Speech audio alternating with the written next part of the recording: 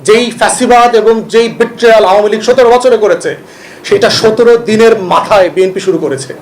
আমার নামে লিখে রাখেন, বিএনপি এই সনদ বাস্তবায়ন করবে না। কারণ আমি এই পার্টির নেতাদের ডিএনএ আমার কাছে খুব পরিষ্কার, হিস্টোরিক্যাল ডিএনএ। সালাউদ্দিন কাদের চৌধুরী তার দলের এমপি ছিলেন, অনেক বছরের বড় নেতা ছিলেন। তার মৃত্যুতে, তার ফাঁসিতে একটা শোক প্রস্তাব পর্যন্ত বিএনপি নিতে পারে নাই। সমালোচনা করা তো দূরের কথা, এত লেভেলের হীনমন্যতা। আমার লানের ফ্রেন্ড এখানে আছে, শিশির, এই মামলার সাথে জড়িত ছিল।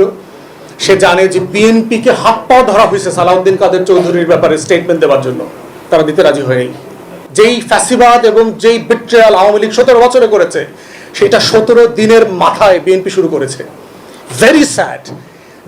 যেই দলটার লক্ষ লক্ষ নেতাকর্মী যেই পরিমাণ জুলুম নির্যাতনের শিকার হয়েছে গত 17টা বছর, যাদের জন্য আমরা সবাই একসাথে মিলে লড়াই করেছি, তারা কিভাবে এই জাতীয় প্লেজ ওয়াদার সাথে বেইমানি করে এত অল্প সময়ের ভিতরে, এত তাড়াতাড়ি? প্রয়োজন আছে? তাহলে কেন তারা করতেছে এই কাজটা?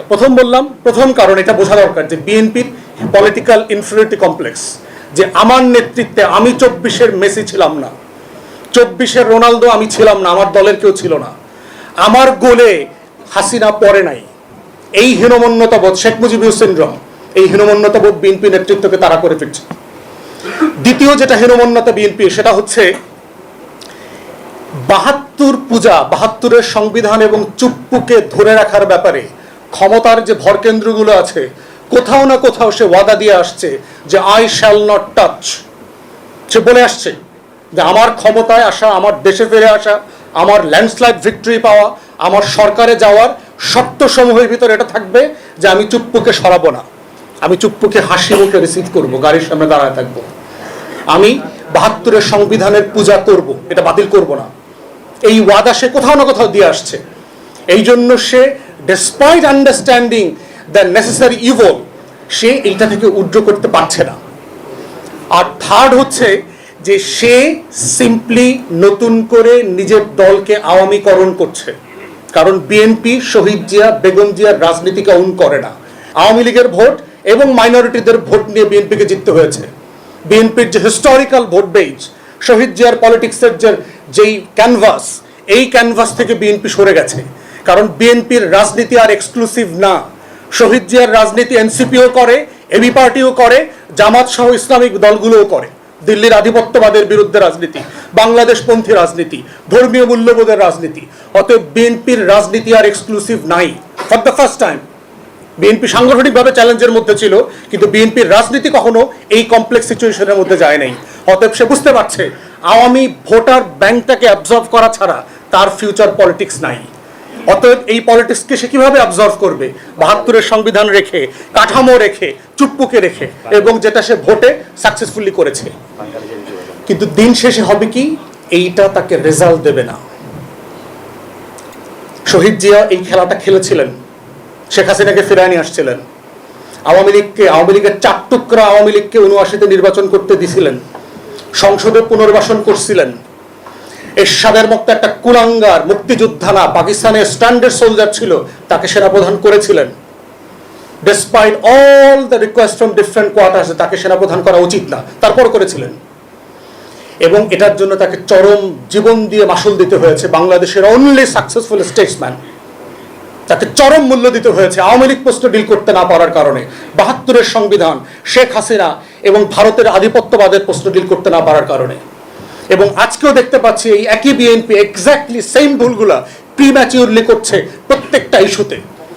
এবং এই যে প্রিম্যাচিউর বার্থ যেটা হবে, প্রিম্যাচিউর বিহেভিয়ারের কারণে, এইটা আপনার জন্য আপনি নিতে পারবেন না। It would be so much for you to take. সেই যে ফাহিম ভাই সাক্ষী, আমি ফাহিম ভাইকে বলেছি বিএনপি এই সনদ বাস্তবায়ন করবে না। জিজ্ঞেস করেন, নির্বাচনের আগে বলেছি। নির্বাচনের আগে কমিশনের মিটিং চলা অবস্থায় আমি ফাহিম ভাইকে বলেছি, বাংলাদেশের যত সিভিল সোসাইটি মেম্বাররা আছে না, খুবই আশাবাদী, রেভলিউশনারি, এইটা হয়ে যাবে, সেইটা হয়ে যাবে। আমি বলছি আমার নামে লিখে রাখেন, বিএনপি এই সনদ বাস্তবায়ন করবে না। সুজনের মজুমদার ভাইকে বলছি, শহীদুল আলম ভাইকে বলছি, দ্রিকের, ওনারা আমাকে নিয়ে হাসাহাসি করতো, তুমি বেশি এই সেই রেভলিউশনারি কথাবার্তা বলো, এবার situation has changed, such an upsurge happened, so it cannot be undone. কিন্তু বাস্তবে তাই হচ্ছে। কারণ আমি এই পার্টির নেতাদের ডিএনএ আমার কাছে খুব পরিষ্কার, হিস্টোরিক্যাল ডিএনএ, এবং তারা এই ধরনের জাতির সাথে বিট্রিয়াল নতুন করে করে নাই, বারবার করেছে, পলিটিক্যাল হিস্ট্রিতে আছে এটার মধ্যে। তাহলে এই যে এখন যে একটা যে প্রশ্নটা আসছে, এই প্রশ্নটার ব্যাকগ্রাউন্ডে হিস্ট্রিটা জানা এই কারণে জরুরি, কারণ বিএনপি অথবা আওয়ামী লীগ বাই ডিফল্ট এই কাজটা নতুন করে করছে না আমার জাতির সাথে। আমার জাতির যেহেতু গোল্ডফিশ মেমোরি আছে, আমরা বারবার ভুলে যাচ্ছি, মনে হয় এইবারই প্রথমে এই ঘটনাটা ঘটছে। No, it happened many a times in the past, বারবার ঘটেছে এই জাতির সাথে। এবং এই জাতির তরুণরা বারবার রক্ত দিয়ে দেয়ালে দেয়ালে আখরে আখরে আবার পলিটিশিয়ানদেরকে মনে করিয়ে দিয়েছে যে আমরা রক্ত দিয়ে আপনাদেরকে মনে করিয়ে দিচ্ছি, ইট ওয়াজ ইউর ন্যাশনাল প্লেজ। এবং দেখেন জুলাই জাতীয় সনদ আমরা যারা স্বাক্ষর করেছি, অঙ্গীকারনামায় লেখা আছে যে আমি আদালতে অথবা অন্য কোনো ফ্রেমে এই অঙ্গীকারনামায় এটা ওয়াদা করছি যে এই সনদকে আমি চ্যালেঞ্জ করব না। দেখেন আমার লাইনের ফ্রেন্ড শিশির গতকালকে বলেছে, গুরুত্বপূর্ণ প্রত্যেকটা সংস্কারকে সে চ্যালেঞ্জ করেছে আদালতে, ব্যাকডোর দিয়ে করছে। ভাবখানা এরকম যে আমরা whole nation is a bunch of idiots, we are simply do not understand their backdoor palace politics. আমরা কেউ কিছু বুঝতে পারছি না। না আমরা তো কিছু করি নাই। আরে ভাই, কে মামলা করতেছে, কোন চেম্বারে মিটিং হইতেছে, কোন স্ট্যান্ডিং কমিটির মেম্বার কি লেখা দিতেছে, এগুলো সবই তো আমরা জানি। আমরা চাইল্ড ডাল সিদ্ধ করে খাই না? তাহলে এই যে রিপিটেডলি আপনি একটা ন্যাশনাল প্লেজ, যেভাবে শেখ মুজিব আওয়ামী লীগ আমার স্বাধীনতা মুক্তির লড়াইতে অফ দ্য ফার্স্ট টাইম সে ক্ষমতা আসার সাথে সাথে আমার স্বাধীনতার ঘোষণাপত্রের সাথে বেইমানি করেছে, 91 এবং 2008 মিলিয়ে বিএনপি এবং আওয়ামী লীগ আমাদের 3 দলীয় জোটের রূপরেখার সাথে যে ন্যাশনাল প্লেস ছিল সেইটার সাথে বেইমানি করেছে। 111-এর সময় কিন্তু আওয়ামী লীগের প্লেস ছিল, ডক্টর আকবর আলী খান থেকে শুরু করে যারা যারা রিফর্ম কমিশনে কাজ করেছেন তাদের যে শতাধিক প্রস্তাবনা ছিল, ওয়াদা ছিল আওয়ামী লীগ ক্ষমতা সেগুলো সব করবে। 23টা কি 26টা করেছে অফ দেয়ার কনভিনিয়েন্স, তাদের সুবিধা মতো করেছে, বাকিগুলো করে নাই। এবং এখনো দেখেন, ওই যে কালকে শিশির বলেছে 100 এতগুলো তো আমরা মেনে নিয়েছি। কোনগুলো মেনে নিয়েছে? ওই যে শহীদ সালাউদ্দিন কাদের চৌধুরীর একটা দুষ্ট গল্প আছে, দেখবেন সোনা মিয়া আর লাল মিয়ার কথা বলছে না, জমি ভুল নামে রেজিস্ট্রেশন হয়ে গেছে। যেখানে যেখানে বিচারপতির বয়স বাড়ছে সংশোধনী বাতিল, বিচারপতির বয়স ঠিক আছে। জুলাই জাতীয় সনদ সংবিধানে নাই, তবে নির্বাচনের অধ্যাদেশটা সঠিক, এটা আইনসম্মত। গণভোটের আদেশ অধ্যাদেশ এগুলো নিয়ম মাফিক হয় নাই, তবে ভোট 50-51% ভোট যেটা হয়েছে এটা সঠিক, সুষ্ঠুভাবে হয়েছে। এইগুলো তো সংবিধানে বলা ছিল না, 142-এর বাইরে তো আমরা অন্য কিছু যোগ বিয়োগ করতে পারবো না, তবে 5ম সংশোধনী ফিরে আসবে।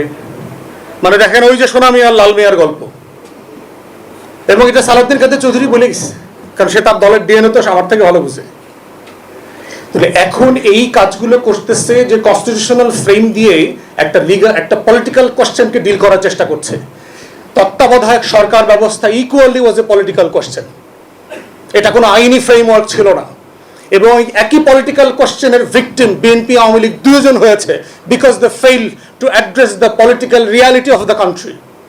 এবং আজকে টু আর্লি